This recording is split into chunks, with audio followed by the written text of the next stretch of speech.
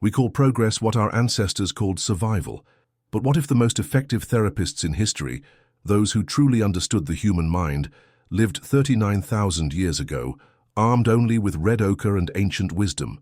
Imagine for a moment Carl Jung sitting around a Paleolithic campfire, analyzing a tribe's collective dreams through cave paintings. Picture a Stone Age Dalai Lama, a shaman whose compassion and wisdom transcended language barriers, uniting rival clans through healing rituals.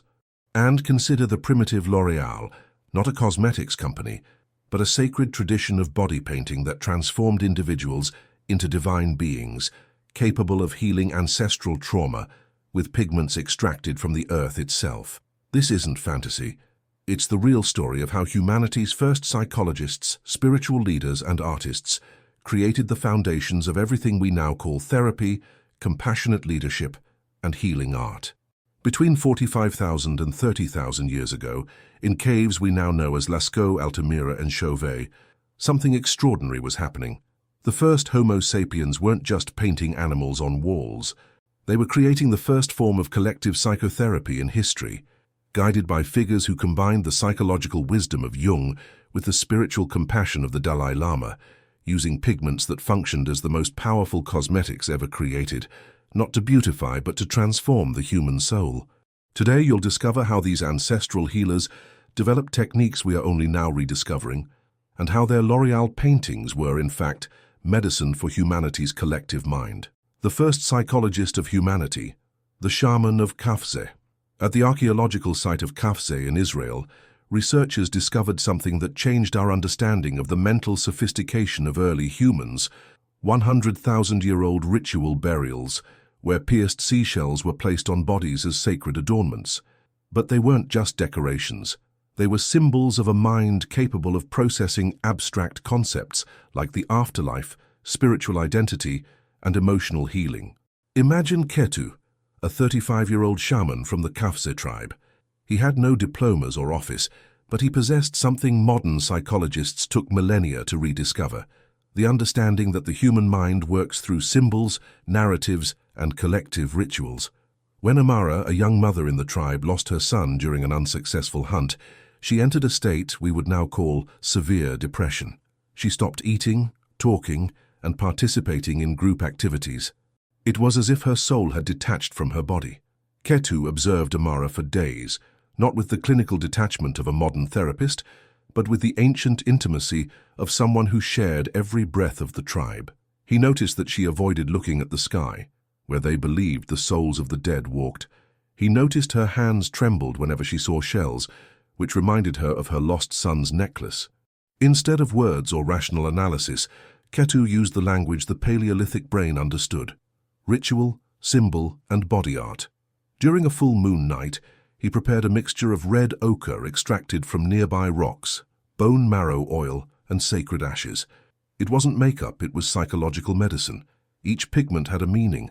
Red represented the blood of life that continues, oil symbolized ancestral nourishment, and ashes connected the living to the dead. With his fingers, Ketu painted symbols on Amara's face that told the story of mothers who lost children and found the strength to continue. Lines that flowed from her eyes like tears, but transformed into sunbeams on her cheeks. Spirals on her chin that represented the eternal cycle of life and death. As he painted, Ketu narrated in a primitive language, but one charged with emotional meaning, the journey of an eagle mother who lost her chick, flew to the stars to find him, and returned to earth with the wisdom that love transcends physical death. Amara wept. For the first time in weeks she cried, and crying for the Paleolithic brain was the first step toward healing. This was the birth of psychotherapy, a shaman, natural pigments, and the understanding that the human mind heals through symbolic narratives shared within a community. The paintings that healed more than medicine, the discovery of Lascaux. 25,000 years later, in a region we now know as the Dordogne, France, another revolutionary shaman was about to create what we can call humanity's first collective therapy center, the Caves of Lascaux. His name was Icare, and he had noticed something that modern neuroscientists have only recently discovered. The human brain processes trauma through images, not just words. When his tribe's hunters returned from frustrating or traumatic expeditions, mammoth attacks, The deaths of companions, long periods of famine, they couldn't just forget and move on. The symptoms were clear: recurring nightmares, paralysis during hunts, and panic attacks when they heard sounds similar to those of predators. It was what we would now call post-traumatic stress disorder, but 25,000 years ago. Eckhart had a brilliant intuition. If trauma was engraved in the mind as violent images, perhaps it could be healed through powerful images. He began taking the traumatized hunters into the depths of the cave, where the darkness and silence created an environment similar to a mother's womb, a space for psychological rebirth. There, by the light of flickering torches, Eckhart and his patient artists began to paint their traumatic experiences on the rock walls. But these weren't realistic paintings. They were symbolic reinterpretations that transformed trauma into power. The mammoth that had trampled a companion became, on the cave wall, a majestic and respectable creature, not a monster. The fierce bison that had attacked a hunter was portrayed in a position of reverence, as if acknowledging human courage. The wild horses that had fled during a crucial hunt were painted in harmonious motion, as if dancing in partnership with humans. Eckhart discovered that the act of painting activated different areas of the brain than those activated by trauma. While nightmares occurred in the amygdala, the fear center, painting engaged the prefrontal cortex, responsible for creativity and meaning. It was a primitive but effective form of neural reprogramming. The pigments used were not chosen randomly. The red ochre, extracted from iron oxides, had properties we now know to influence mood through exposure to reflected light. The black manganese, used for outlines, contained minerals that, when inhaled during the painting process, produced slight altered states of consciousness, similar to the meditative effects modern psychologists seek in mindfulness therapies. During the painting rituals, which lasted several nights, Eckhart also applied pigment mixtures directly to the skin of the artist patients. It wasn't just aesthetics. It was primitive psychedelic medicine. The iron particles from the ochre, when absorbed by the skin, influenced the production of endorphins. The organic compounds from the plants used as binders had slightly hallucinogenic properties, which facilitated access to states of consciousness where trauma could be reprocessed. At the end of each session, the hunters had not only created art, they had transformed their traumatic memories into narratives of power and overcoming. The cave walls became a visual archive of collective healing, where each painted animal represented not just a living being, but a psychological victory over fear. This was the Paleolithic L'Oreal, cosmetics that didn't beautify the body, but healed the soul. The shaman who united rival tribes, the Bridge of Chauvet. But the most extraordinary story happened 35,000 years ago in a mountainous region of what is now southern France. Two tribes, the Aurignac and the Châtel-Perron, had been in constant conflict for generations. They competed for the same hunting territories, the same water sources, the same safe caves during winter. The hostility had become so intense that encounters between members of the tribes always resulted in violence. Children grew up learning that the other was an enemy by nature. It was a cycle of hatred that seemed impossible to break, until Yahari emerged. Yahari was a different kind of shaman. He had been born during a storm that hit both tribes simultaneously, forcing them to take shelter in the same cave for 3 days. His mother, from the Aurignac, had been helped during childbirth by a midwife from the Châtel-Perron. Since childhood, Yahari carried within him the ancestral memory that cooperation was possible. When he became an adult, Yahari did something unprecedented. He began traveling alone between the two tribes, offering himself as a neutral healer. He took no sides in conflicts and did not participate in territorial hunts. His only mission was to heal, physically and emotionally, anyone who needed it, regardless of their tribal origin. Gradually, Yahari developed a revolutionary technique we would now call systemic family therapy, but applied to entire tribal groups. He had noticed that the conflicts between the tribes followed patterns similar to conflicts between individuals: fear, ancestral trauma, and narratives of victimization and revenge. Yahari decided to create a neutral space where both tribes could meet without violence, the cave we now know as Chauvet. The process was slow and delicate. First, he invited only one person from each tribe, always healers or respected individuals, never warriors. He took them to the cave during the new moon, when the external darkness forced focus toward the internal light of the torches. Inside, Yahari conducted a ritual that combined elements we would now recognize as conflict mediation, group therapy, and art therapy. He prepared special pigments, not just ochre and manganese, but complex mixtures that included pollens from specific flowers, known for their calming properties when inhaled. The ritual began with both participants painting their own hands on the cave walls, not as a territorial mark, but as a recognition of shared humanity. The shape of human hands is universal. There is no difference between an Aurignac hand and a Châtelperron hand. Then, in meditative silence, the two women painted the same animal on the wall together. Yahari had carefully chosen the animals, always creatures that both tribes respected and hunted, such as wild horses or mammoths. During the collaborative painting, they were forced to negotiate space, colors, and shapes, a primitive way of learning cooperation. But the most powerful moment happened when Yahari applied the same facial pigment mixture to both participants. It was a ritual makeup that temporarily dissolved tribal identities, transforming them into something greater, representatives of universal humanity.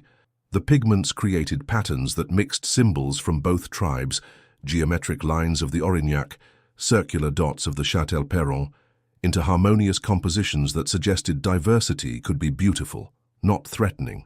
Gradually, Yahari expanded the rituals. He included more people, entire families, and finally leaders from both tribes. The Chauvet Cave became a sacred neutral territory where conflicts could be resolved through collaborative art instead of violence. The most impressive thing is that this process left real archaeological evidence.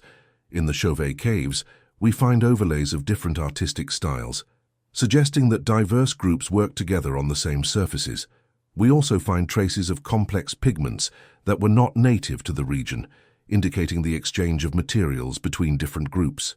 Yahari had created humanity's first artistic diplomacy, and it worked. The discovery of the primitive collective unconscious, the dreams of Altamira, parallel to the events of Chauvet 30,000 years ago in the region we now know as northern Spain. Another extraordinary shaman was making a discovery that Carl Jung would only formulate tens of thousands of years later: the existence of a collective unconscious shared by all humanity. Her name was Inara, and she had a peculiarity that set her apart from other healers of her time. She could interpret dreams with astounding precision, not just the individual dreams of members of her tribe, but dream patterns that repeated among people who had never met. Inara had noticed that hunters from distant tribes, when they visited her region, described surprisingly similar dreams: visions of talking bison, flying horses, and giant hands emerging from cave walls. Initially, she thought they were coincidences, but the frequency of the patterns intrigued her. Motivated by curiosity, Inara began to experiment.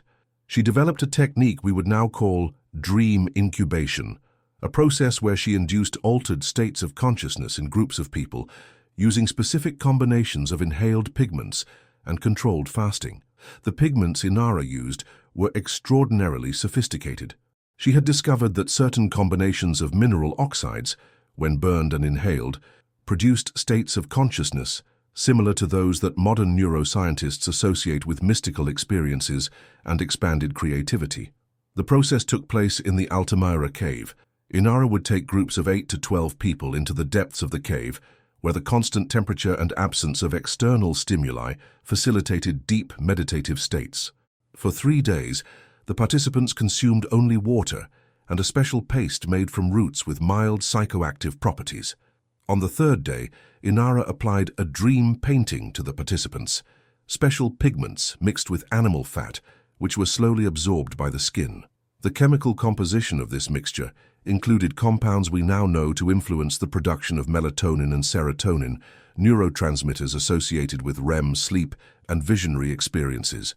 As the participants entered states of collective dreaming, Inara guided them through symbolic narratives, always starting with the ritual phrase that became legendary: "We are one spirit with many bodies, one dream with many visions." What happened next was extraordinary. The participants began to report shared visions. Not just similar themes, but identical specific details. The same eye color of a visionary bison, the same direction of movement of celestial horses, the same words whispered by dead ancestors. Inara understood that she had accessed something that transcended the individual mind, a layer of consciousness where all of humanity was connected. It was what Jung would call millennia later the collective unconscious, a repository of symbols, narratives, and experiences shared by the entire human species. To record these discoveries, Inara developed the most sophisticated system of prehistoric cave painting. Each animal painted on the walls of Altamira represented not just a physical being, but an archetype, a symbolic form that appeared consistently in the collective dreams of different human groups. The bison represented strength and resilience. The horse symbolized freedom and movement. The human hands painted on the walls were maps of the spiritual connection between all human beings, regardless of their tribal or geographical origin. Inara had discovered that all humans shared not only a similar biology, but a universal psychology, a set of symbols, fears, desires, and narratives that emerged spontaneously in any human group, anywhere in the world. This discovery changed the way her tribe understood humanity. They stopped seeing other tribes as completely other and began to recognize the universality of the human experience. It was the birth of philosophical empathy, the healing rituals, through body art, the medicine of Cosca. The most practical application of Inara's discoveries happened 5,000 years later in the coastal region of what is now southern France at the hands of a shaman named Kael. He had learned Inara's techniques through oral traditions passed down through generations, but developed something revolutionary, humanity's first cosmetic pharmacy.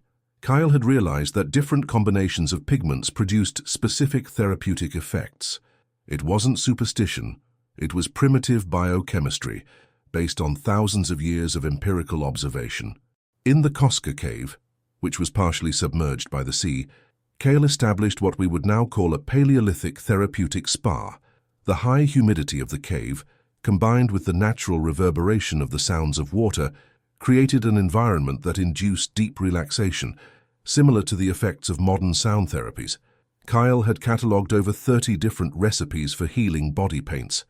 Each was formulated to treat specific conditions we would now recognize as psychosomatic disorders: anxiety, depression, trauma, insomnia, and even what appeared to be primitive bipolar disorder. For anxiety, Kael used a mixture of yellow ochre, rich in iron oxides that stimulate blood circulation, fish oil containing natural omega-3, and the pollen of specific flowers with natural anti-inflammatory properties. The application was done in circular patterns on the chest and wrists, locations where transdermal absorption is most effective. For depression, the formula included intense red ochre, whose light reflective properties influence serotonin production, ashes from aromatic woods, containing compounds that affect the limbic system when inhaled, and extracts from roots with natural adaptogenic properties. For trauma, Kael developed the most sophisticated technique, the rebirth painting.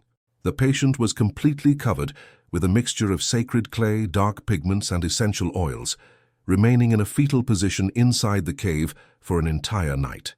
At dawn, the mixture was slowly removed with warmed seawater, symbolizing a literal rebirth. During the removal process, Kael applied a new layer of pigments, this time vibrant colors and patterns that represented power, growth, and the future.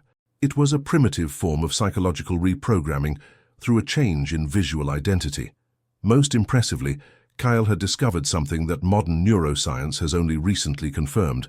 The skin is a neurological organ. Different types of touch and substances applied to the skin can directly influence the production of neurotransmitters in the brain.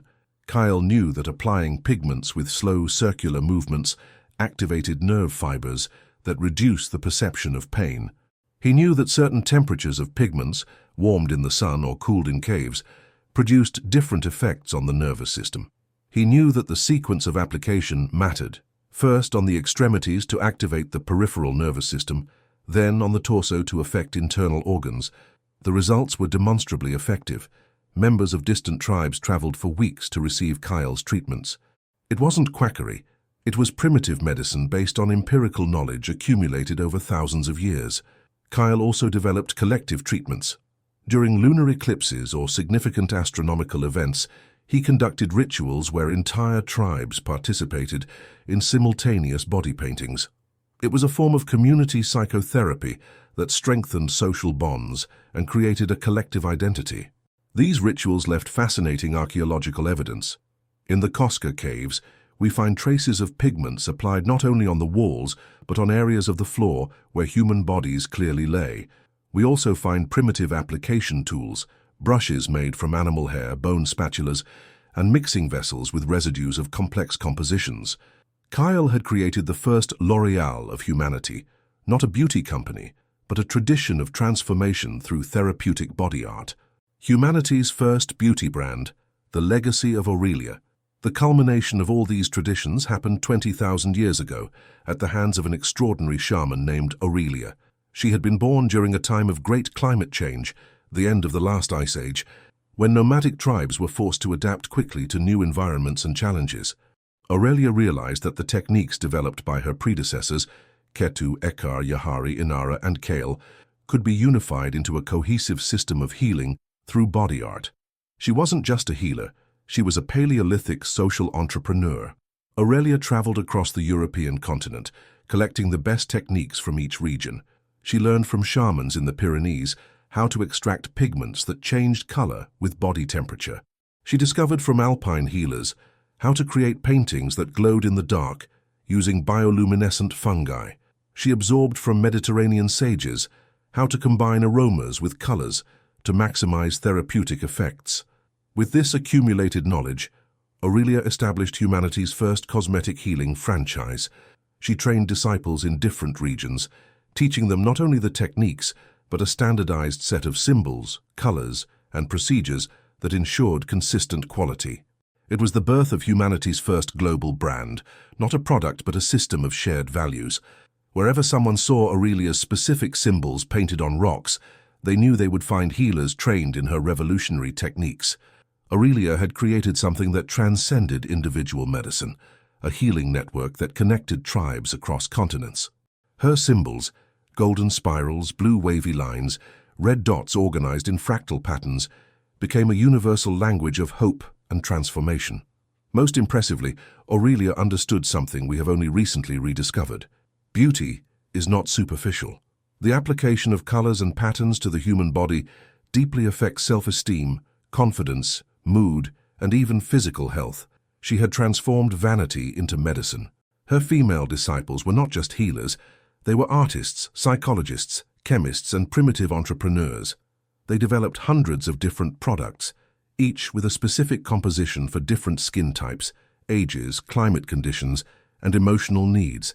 For shy children, they created paintings that made them feel as brave as lions. For melancholic elders, they developed combinations that restored happy memories of youth. For traumatized warriors, they formulated mixtures that transformed physical scars into symbols of power. Aurelia had discovered that true beauty is therapeutic. When a person feels beautiful, not because of external standards, but through reconnection with their own essence, their entire biological system functions better. The immune system strengthens, posture improves, creativity increases, and relationships deepen. The archaeological remains of Aurelia's traditions are found throughout Europe. Sophisticated pigment palettes, standardized application tools, and even what appear to be primitive manuals, rocks with sequences of symbols that taught specific techniques. Aurelia had created humanity's first school of therapeutic beauty, 20,000 years before anyone dreamed of modern aesthetics academies. As you put on your makeup this morning, or looked at the cosmetics lined up on your shelf, you probably didn't imagine you were participating in a tradition that dates back 50,000 years. Every brushstroke, every color chosen, every moment in front of the mirror is an ancestral echo of Ketu painting transformative tears on Amara's face, of Ekar turning trauma into healing art, of Yahari using pigments to unite rival tribes. Carl Jung would spend his entire life trying to map the collective unconscious that Inara had discovered through shared dreams in Paleolithic caves. The Dalai Lama would dedicate decades to achieving the universal compassion that Yahari practiced naturally among rival tribes. L'Oréal would invest billions in research to rediscover what Kyle and Aurelia already knew, that true beauty is medicine for the soul. The irony is extraordinary. We call the humans who invented psychotherapy, conflict mediation, cosmetic pharmacy, and healing art primitive. We label as modern advances techniques that our ancestors mastered tens of thousands of years ago. Perhaps the question isn't how much we've evolved, but how much we've forgotten. When Ketu mixed ochre with marrow oil to heal Amara's depression, he wasn't applying makeup. He was practicing intuitive neurobiology. When Ikar guided traumatized hunters to paint their experiences on the walls of Lascaux, he wasn't making art. He was conducting trauma reprocessing therapy. When Yahari developed pigments that dissolved antagonistic tribal identities, he wasn't creating cosmetics. He was formulating the chemistry of peace. They were the first to understand that we are symbolic beings, that our minds heal through visual narratives, that our identity is transformed through art applied to the body. They discovered that beauty and medicine are inseparable, that art and therapy are the same thing, that the individual and the collective heal simultaneously. In the coming decades, as neuroscience continues to confirm what our ancestors already knew, that colors affect mood, that therapeutic touch alters neurotransmitters, that collective art heals trauma, perhaps it's time to acknowledge a humbling truth. The best psychologists, the wisest spiritual leaders, and the most effective cosmetics in history lived 50,000 years ago, armed only with colored earth and ancestral wisdom. Every time we choose a color for our lipstick, every time we apply foundation to feel confident, every time we use makeup to express our personality, we are honoring Aurelia, Kael, Inara, Yahari, Ekar, and Ketu, the true founders of the Paleolithic L'Oreal, who discovered that it's worth being who we are when we recognize that beauty is just another name for healing. The next time you look in the mirror, remember, you are not just getting ready. You are participating in a sacred ritual that connects you to an unbroken lineage of healers, artists, and transformers who understood a fundamental truth about human nature. We are beautiful, not despite our vulnerabilities, but because of them. And that discovery, made around Paleolithic campfires, is still the most revolutionary of all. If this journey through humanity's first psychologists made you rethink what it means to be human, like this video and subscribe to the channel, because the story of our species is just beginning to be told, and you are a part of it.